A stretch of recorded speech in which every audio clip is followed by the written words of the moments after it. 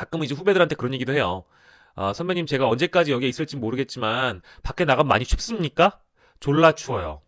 얘들아, 사회는 냉정하단다. 네, 안녕하세요. 박영식입니다. 방송국 놈들. 자, 두 번째 에피소드. 뭘로 할까 생각하다가 사실은 정규직, 비정규직 문제 이거 다루는 거, 그러니까 주제로서는 좀 식상하다는 생각이 들긴 하지만 사실 제가 또 비정규직 아나운서, 비정규직 앵커로서의 삶이 17년 이 정도 됐기 때문에 아무래도 이제 그 대목에서 생겨났던 여러 가지 어떤 차별과 관련된 에피소드들이 굉장히 많았던 것 같아요. 차별 내지는 어떤 불이익이라고 얘기를 해야 될까요? 그런 것들이 적지 않아서 생각나는 에피소드들은 굉장히 많은데 일단 지금 카메라를 켰기 때문에 이 켠 순간 내가 떠오르는 주제를 하는 게 맞는 것 같다는 생각이 들어서 이 언급부터 좀 하도록 하겠습니다. 이 비정규직 진행자들이 특히 아나운서들 이제 새파랗게 젊은 파릇파릇한 우리 신인들 많이 있잖아요. 근데 방송 3사를 제외하고 정규직 아나운서들을 제외하고 다른 방송국들은 대부분 비정규직 아나운서 내지는 앵커를 많이 뽑습니다. 근데 그게 나쁜 거냐? 나는 나쁘다고 생각하지 않아요. 프리랜서 앵커, 프리랜서 아나운서, 비정규직 아나운서들 계약직인데 1년짜리 계약직 다 있을 수 있죠. 서로가 이제 갑과 을이라는 표현도 좀 식상하긴 하지만 방송사와 한 개인 간에 계약을 맺고 1년까지만 일하자 아니면 프리랜서로 일하자. 그래서 능력이 안 되면 시장에서 사장이 되는 거고 퇴출 당하는 거고 다른 사람으로 교체 당하는 거고 그건 너무 당연한 시장 논리의 냉정함입니다. 그건 받아들여야 되겠죠. 근데 다만 나는 이 어떤 갑을 관계에 있어서만큼은 약간의 반칙이 그동안 있어 왔다고 봐요. 요즘에 많은 방송사들은 사실 프리랜서 앵커, 프리랜서 아나운서, 프리랜서 비정규직 진행자들을 고용을 하면서 고용 내지는 용역 계약 이런 계약을 맺으면서 그냥 드라이하게 계약서대로만 하면 큰 문제가 없다. 즉 A라는 사람이 공채라는 시험을 통과해서 내지는 선발 과정을 통과해서 뽑힌 이후에 그 방송사에서 어떤 진행을 하게 됐어요. 프로그램 진행을 하게 됐다. 그러면 그 사람은 비정규직이지만 그 계약에 따라서만 소속된 기간에 다른 방송사에서는 방송 활동을 하면 안 된다. 라는 계약이 있을 수도 있고, 혹은 너는 프리랜서니까 비정규직인데 넌 외부인이야. 넌 자유롭게 어떤 활동이든 해도 돼. 그런 터치를 할 우린 이유가 없어. 라는 계약이 있을 법하죠. 즉 구속력이 있는 계약과 구속력이 없는 계약으로 나눠 볼 수가 있겠습니다. 근데 저는 전자든 후자든 다 해봤거든요. 근데 주로 제가 했던 계약의 경우에는 후자인 경우가 많았어요. 그러면 프리랜서니까 타 방송사에 출연을 해도 된다? 안 된다? 여러분들 생각은 어떻습니까? 당연히 원칙적으로는 해도 되지. 근데 막상 제안이 들어와서 내가 다른 방송국에 나가고 싶어. 가령 예를 듭시다. 내가 MBC의 프리랜서 MC야. 근데 KBS에서 연락이 왔어. 그럼 KBS 해도 돼? 안 해도 돼? 해도 되지. SBS에서 내가 일을 하고 있어. 그럼 MBC 출연해도 돼? 안 해도 돼? 해도 되지. 봐, 내가 YTN에서 프리랜서로 일을 하고 있어. 그럼 나는 연합뉴스TV 경쟁사지만 출연해도 돼? 안 해도 돼? 해도 되지. 아무 문제가 없지. 예를 들면 좀 더 복잡하게 얘기를 해볼까요? 내가 연합뉴스TV에서 프리랜서 아나운서로 일을 하고 있어. YTN 라디오 출연해도 돼? 안 해도 돼? 해도 되지. 좀 더 세분화시켜서 내가 한국경제TV 앵커야. 근데 내가 YTN 출연해도 돼? 안 해도 돼? 해도 되지. 그게 자유로운 계약 아니에요. 근데 제가 17년간 겪어왔던 방송국의 전통적인 그런 관습 이런 거를 비춰봤을 때, 야, 너는 우리 회사 메인 앵커잖아. 그러니까 야, 그래도 네가 아무리 프리랜서지만 우리의 녹을 받고 있잖아. 우리가 너 예뻐하잖아. 근데 네가 저기 가가지고 활동하면 야, 내 입장은 뭐가 돼? 라고 보통 편성 책임자들이 책임질 수 없는 말을 하죠. 그러면 어떻게 해야 돼? 나는 그 말을 듣고 나서 약간의 가스라이팅을 막 당하는 거야.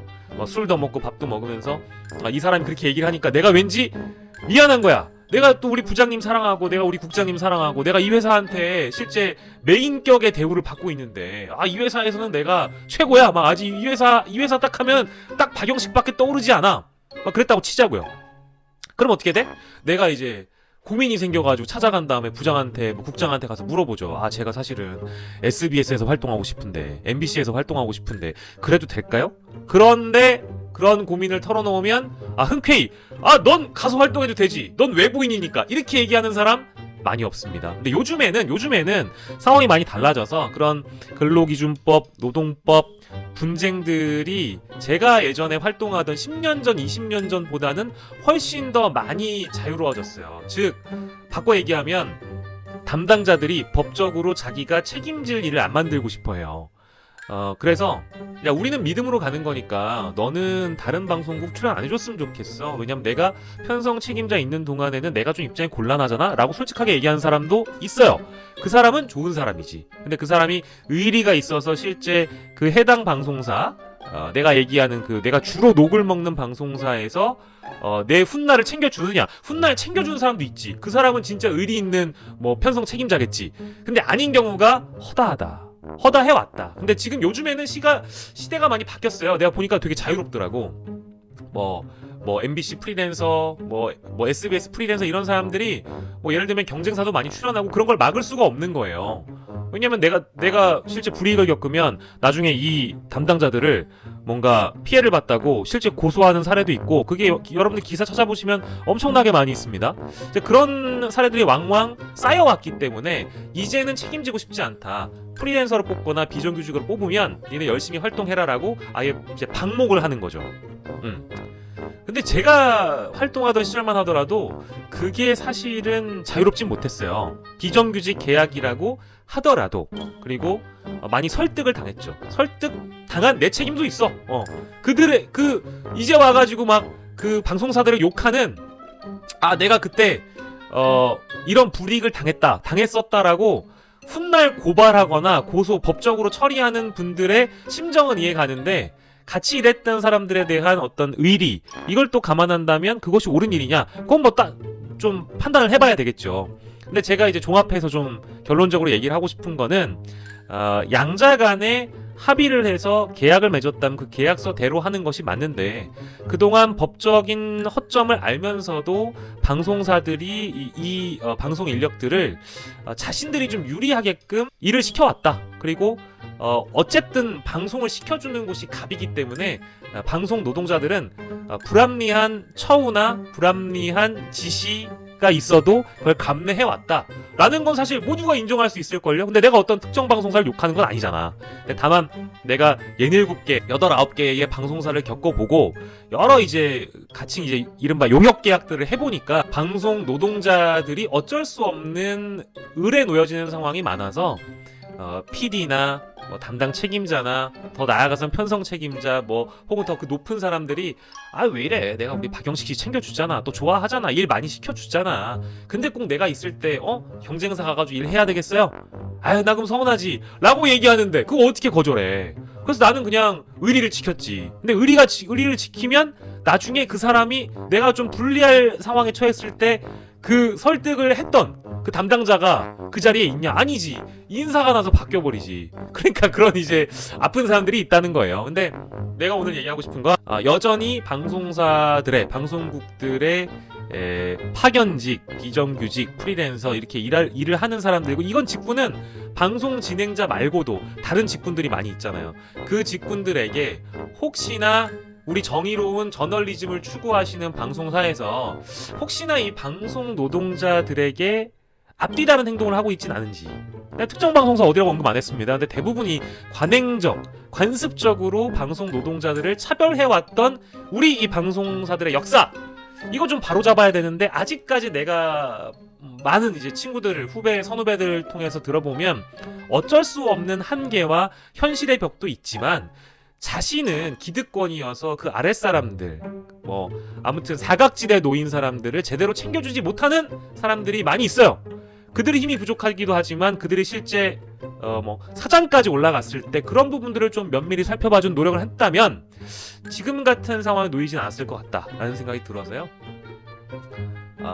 이거 이제 원칙적인 얘기고, 사례들은 요 다음 시간에 좀 풀도록 하겠습니다. 아무튼 제가 얘기하고 싶은 거는 뭐냐, 잘하자는 얘기예요.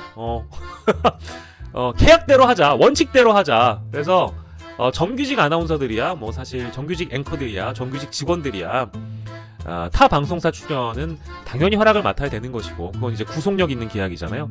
근데 아닌 사람들도 있죠. 비정규직 방송 노동자들은 뭐 계약상 구속력이 없는 계약이라면 어딜 가서 일을 하든 니들이 상관할 바는 아니다. 이제 이 정도의 자유로움은 좀 가져야 되지 않을까라는 얘기를 좀 해봅니다. 이건 뭐 나쁜 거 아니잖아요. 내가 누구 욕한 것도 아니고 어떤 회사를 특정지어서 욕한 것도 아니잖아.